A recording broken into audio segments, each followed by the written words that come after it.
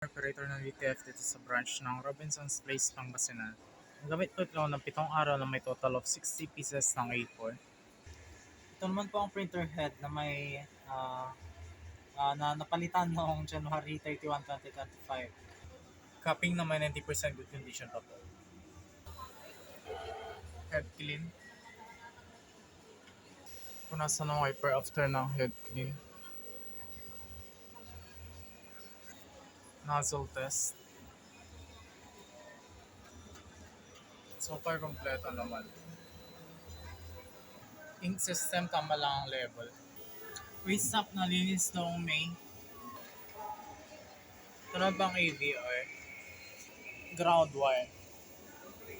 Ito naman pang used ink and unused.